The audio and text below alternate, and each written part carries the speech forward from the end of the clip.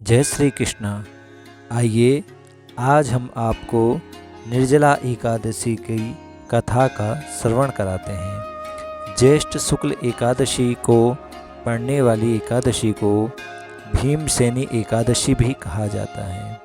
आइए कथा का श्रवण करते हैं कि इस एकादशी का नाम भीमसेनी एकादशी अथवा निर्जला एकादशी क्यों कहा जाता है। पूर्व समय की बात है, भीमसेन जी एक बार व्यास जी से मिलने के लिए गए।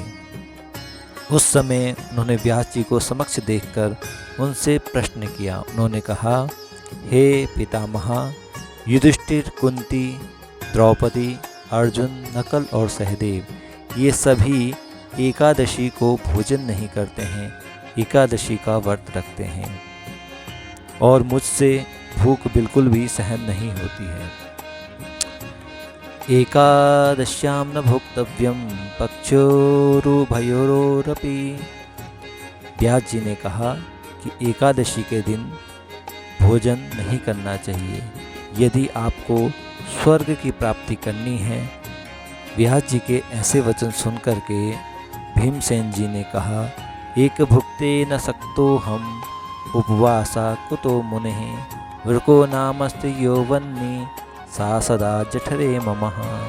मैं तो एक समय भोजन के बगैर भी नहीं रह सकता हूँ, क्योंकि मेरे पेट में वृक नाम की अग्नि है, यानी मुझे बहुत ज़्यादा भूख लगती है। जब तक मैं बहुत सा भोजन और अन्न ग्रहण ना करूँ तब तक मुझे शांति प्राप्त नहीं होती है। आप जिस प्रकार की भी कोई पूजन विधि बताएंगे मैं उसे अवश्य करूँगा। मैं बहुत से यज्ञ कर सकता हूँ, बहुत से जप कर सकता हूँ, लेकिन एक समय भी एक भुक्त होकर के अथवा व्रत करते हुए मैं नहीं रह सकता। भीमसेन के ऐसे वचन सुनकर के व्यास जी ने कहा, जो कोई भी एकादशी के दिन व्रत करते हैं उनको स्वर्ग की प्राप्ति होती है, और जो एकादशी के दिन भोजन करते हैं वे नरक में जाते हैं। ऐसी बात को सुनकर के भीम जी अत्यंत डर गए। तो भगवान वेद व्यास जी ने उनको कहा कि देखो, ज्येष्ठ शुक्ल एकादशी के दिन जो कोई भी निर्जला होकर के व्रत को धारण करता है उसको समस्त एकादशियों का फल प्राप्त होता है। भीमसेन जी के पूछने पर व्यास जी ने उनको विधि बताई। बोले, आप भगवान नारायण का ध्यान करते हुए एकादशी के दिन निर्जल होकर के, यानी एक सूर्योदय से, एकादशी के सूर्योदय से द्वादशी के सूर्योदय तक आप बिना जल को ग्रहण करें, इस व्रत को करें। जो कोई भी इस व्रत को करता है उसकी समस्त मनोकामनाएं पूर्ण होती है। हे भीम जी, आप केवल आचमन का आश्रय ले सकते हैं, इससे अधिक जल लेने पर आपका व्रत भंग हो जाएगा। इस प्रकार से व्रत करने पर आपको समस्त एकादशियों का फल केवल एक एकादशी को करने पर प्राप्त होगा। भीमसेन जी इस वाक्य को सुनकर के अत्यंत प्रसन्न हुए और उन्होंने निर्णय लिया कि मैं इस व्रत को करूँगा। इसीलिए सर्वप्रथम भीमसेन जी द्वारा इस एकादशी को करने के कारण इसको भीमसेनी एकादशी भी कहा जाता है। आइए अब जानते हैं एकादशी के दिन हमें क्या क्या करना चाहिए। सर्वप्रथम उठ करके हमें भगवान नारायण का स्मरण और पूजन करना चाहिए। इसके पश्चात जो कोई भी इस दिन यज्ञ, दान, जप, स्नान, होम इत्यादि कर्म करते हैं उनको अनंत फल की प्राप्ति होती है।